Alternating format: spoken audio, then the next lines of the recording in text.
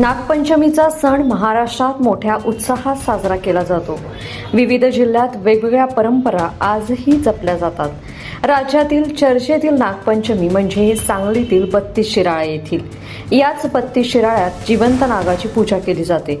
त्यामुळे नेहमीच वादात असणारी ही नागपंचमी यंदाच्या वर्षी मात्र या ठिकाणी सापडलेल्या एका दुर्मिळ नागानं सर्वांचं लक्ष वेधून घेतलंय।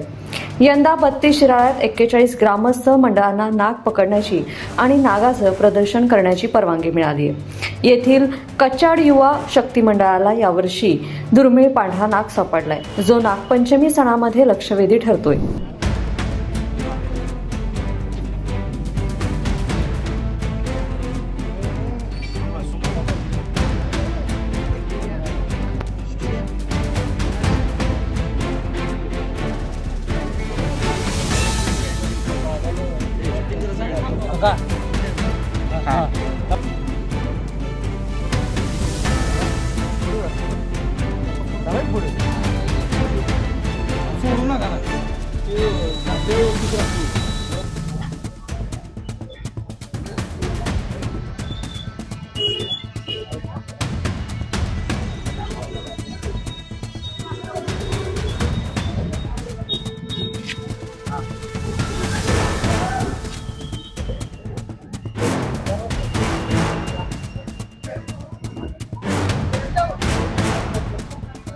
सांगली जिल्ह्यातील 32 शिराळा गावात सोमवारी नागपंचमी मोठ्या उत्साहात साजरी केली जाते।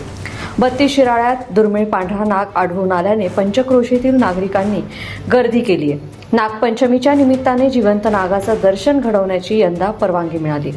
त्यामुळे येथील कचाड युवा शक्तीच्या कार्यकर्त्यांना या दुर्मिळ पांढऱ्या नागाचं प्रदर्शन करण्यास परवानगी मिळाली। हा पांढरा नाग पाहण्यासाठी सकाळपासूनच इथं गर्दी झाली आहे। जगप्रसिद्ध असलेली नागपंचमी आज उत्साहाच्या ह्याच्यात साजरी होत आहे। आमच्या कच्चाड युवा शक्ती नागराज मंडळाला अल्बिनो जातीचा पांढरा शुभ्र नाग आम्हाला सापडलेला आहे। ह्या नागाचं वैशिष्ट्य असं आहे की शेकडो वर्ष झालं आमच्या इथं नागपंचमी साजरी केली जाते, पण पांढरा शुभ्र नाग हा दुर्मिळ पद्धतीचा नाग पहिल्यांदाच आम्हाला इथं सापडलेला आहे।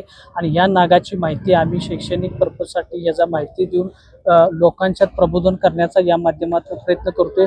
त्याचबरोबर प्रबोधन करता करता आम्हाला नागदेवतेची पूजा करण्याची संधी सुद्धा या केंद्र शासनानं राज्य शासनानं उपलब्ध करून दिलेली आहे। त्याबद्दल मी सर्वप्रथम महायुती सरकारचं मी आभार व्यक्त करतो। आणि ह्या नागाबद्दल जेवढी काय प्रबोधन करता येईल ते आमच्या मंडळाच्या वतीनं आम्ही करणार। वैशिष्ट्य नागाचं वैशिष्ट्य असं आहे की हा दुर्मिळ पद्धतीचा अतिशय पांढरा शुभ्र नाग आहे। हा कित्येक म्हणजे लाखाच्या संख्येत एक म्हणजे दुर्मिळच असा भेटतो।